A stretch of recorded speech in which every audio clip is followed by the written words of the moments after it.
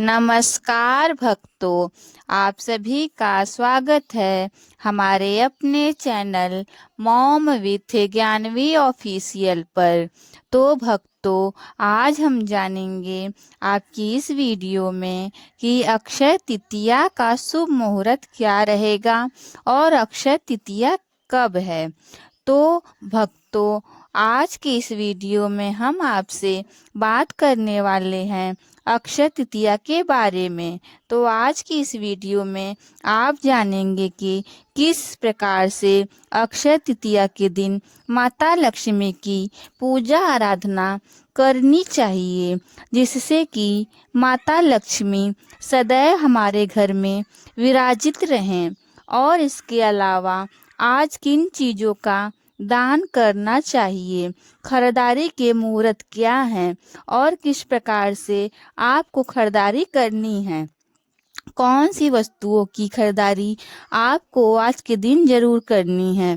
और जैसे कि आप सभी जानते हैं कि अक्षय तृतीया के दिन सोना खरीदना, महंगे धातु खरीदना अत्यंत शुभ माना जाता है। लेकिन अगर आप किसी भी कारण से सोना खरीदने में असमर्थ हैं या फिर कोई महंगी खरीदारी नहीं कर पाते हैं, तो ऐसी अवस्था में आपको कौन सी चीज़ अवश्य खरीद लेनी चाहिए, जिससे कि आपको सोना खरीदने के समान ही पुण्य फल प्राप्त हो। और कौन सी वस्तु दान करें, जिससे कि आपको सोना दान करने के समान ही पुण्य फल प्राप्त हो। आज की वीडियो में यह संपूर्ण जानकारी हम आपसे शेयर करने वाले हैं, जो बहुत महत्वपूर्ण है। आज की वीडियो पूरा ज़रूर देख लीजिए। अच्छी लगी वीडियो तो लाइक भी ज़रूर कीजिए, क्योंकि आपके एक लाइक और आपकी कमेंट्स हमारे लिए बहुत ही महत्वपूर्ण है, एकमात्र जरिया है जिनसे हम पता चलता है कि आपको यह वीडियो कितनी पसंद आई है और आपको यह वीडियो उपयोगी है। तो अगर वीडियो अच्छा लगे तो लाइक तो ज़रूर किया कीजिए। तो दोस्तों, अक्षय तृतीया के दिन भगवान श्री हरि विष्णु और माता लक्ष्मी की विशेष रूप से आराधना की जाती है और अक्षय तृतीया को अद्भुत मुहूर्त के रूप में माना जाता है। मतलब इस प्रकार का एक दिन जिस दिन आप बिना पंचांग दिखाए, बिना किसी भी ब्राह्मण से या पंडित से पूछे हुए आप कोई भी शुभ कार्य किसी भी समय कर सकते हैं। मतलब पूरा दिन ही शुभ होता है। अक्षय तृतीया एक ऐसा दिन है जिस दिन सूर्य और चंद्रमा दोनों ही अपनी उच्च राशि में स्थित होते हैं। इसीलिए दोनों की सम्मिलित कृपा पाने का एक बहुत ही शुभ अवसर होता है। यह अक्षय तृतीया, जैसे कि नाम से ही पता चलता है कि जिसका क्षय ना ही, अर्थात जो भी हम आज कार्य करते हैं, जो मंत्र जप करते हैं, जो पूजा पाठ करते हैं या दान धर्म करते हैं या किसी की मदद करते हैं, तो ऐसा कहा जाता है कि आज हम जो भी चीज़ करते हैं, जो भी शुभ काम करते हैं या अशुभ कार्य भी करते हैं, तो उसका कभी भी नाश नहीं होता। तो हम शुभ कर्म को आज पूरा ही दिन करने का प्रयास करते हैं। ये गलती से भी कोई गलती ना हो, इस बात का विशेष रूप से ध्यान रखें। अक्षय तृतीया को इत्यादि तिथि कहा जाता है। मतलब आज से श्वेता युग का प्रारंभ हुआ था। अक्षय तृतीया के दिन बद्रीनाथ के कपाट खुलते हैं और सिर्फ आज ही के दिन, यानी कि अक्षय तृतीया के दिन ही वृंदावन में भगवान बांके बिहारी जी के चरणों की दर्शन होते हैं। आज ही के दिन यानी कि अक्षय तृतीया के दिन भगवान परशुराम जयंती भी मनाई जाती है, हर्षशीर जयंती भी मनाई जाती है और मातागी जयंती भी मनाई जाती है। तो यह दिन कितना महत्वपूर्ण है यह बताने की आवश्यकता नहीं है, पुराणों में इसका भरपूर वर्णन है। अब बात करेंगे अक्षय तृतीया की पूजा विधि के बारे में, लेकिन उससे पहले जानते हैं कि अक्षय तृतीया का शुभ मुहूर्त क्या है। वैशाख मास की शुक्ल पक्ष की तृतीया तिथि प्रारंभ होगी 19 अप्रैल 2026 को, यानी कि रविवार के दिन सुबह 10:39 पर, और तृतीया तिथि का समापन होगा 20 अप्रैल सोमवार की सुबह 7:27 पर। वैसे तो सूर्योदय कालीन तिथि तृतीया की हमें 20 अप्रैल को प्राप्त हो रही है, लेकिन पूरा दिन और पूरी रात्रि की तृतीया तिथि 19 अप्रैल को है, जो कि 19 अप्रैल को सुबह 10:39 से प्रारंभ हो जाएगी और पूरे दिन रात्रि रहेगी। तो ऐसे में 19 अप्रैल 2026 को, यानी कि रविवार को, अक्षय तृतीया मनाई जाएगी। 19 अप्रैल को सूर्योदय काल का समय है सुबह 5:52 पर, और सूर्यास्त का समय है शाम को 6:39 पर। लेकिन ब्रह्म मुहूर्त सुबह 4 बजे से 4:50 तक, और बात करें अभिजीत मुहूर्त की तो सुबह 11:54 से दोपहर 12:47 तक है। यह समय अभिजीत मुहूर्त का है। तो ऐसे में कोई भी शुभ कार्य आप अभिजीत मुहूर्त में कर सकते हैं। राहु काल शाम को 5:52 से शाम को 6:48 तक रहेगा, और राहु काल में कोई भी शुभ कार्य प्रारंभ नहीं करना चाहिए। लेकिन अगर आप पहले से कोई कार्य कर रहे हैं तो उस कार्य को कर सकते हैं। 19 अप्रैल को अक्षय तृतीया के दिन एक बहुत ही शुभ सहयोग आपको प्राप्त होगा। वह योग है त्रिपुष्कर योग। त्रिपुष्कर योग का जो समय है कि सुबह 7:10 से प्रारंभ हो रहा है, और इसका समापन होगा सुबह 10:39 तक। तो सुबह 7:10 से 10:39 तक त्रिपुष्कर योग है, और शास्त्रों के अनुसार त्रिपुष्कर योग में जो भी कार्य किया जाता है, चाहे फिर वह आप कोई खरीदारी करते हैं या पूजा पाठ करते हैं या आप मंत्र जप इत्यादि करते हैं या दान धर्म के काम करते हैं, तो उसका फल आपको 3 गुना होकर प्राप्त होता है। यह तो बहुत ही शुभ योग है, इसका भी आप लाभ उठा सकते हैं। अब बात करते हैं अक्षय तृतीया पर पूजा के शुभ मुहूर्तों के बारे में। तो देखिए, इस दिन माता लक्ष्मी की, भगवान श्री हरि विष्णु की और भगवान शिव और माता पार्वती की पूजा की जाती है। और वैसे तो अक्षय तृतीया है, अद्भुत मुहूर्त है। आप पूरे दिन में कभी भी पूजा पाठ इत्यादि कर सकते हैं, दान धर्म कर सकते हैं, लेकिन फिर भी कुछ विशेष मुहूर्त भी होते हैं जिनमें हम पूजा करते हैं। तो अक्षय तृतीया पर पूजा करने का जो सबसे शुभ मुहूर्त है सुबह 10:39 से दोपहर 12:20 तक रहेगा।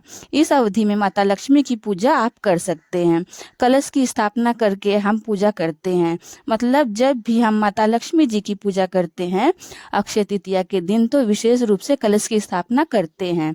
श्री भगवान के लिए अखंड दीप प्रज्वलित करते हैं और फिर विधि विधान से श्री हरि विष्णु और माता लक्ष्मी जी की संयुक्त रूप से पूजा करते हैं, ताकि हमारे घर में हमेशा सुख समृद्धि बनी रहे, किसी भी प्रकार का अभाव ना रहे।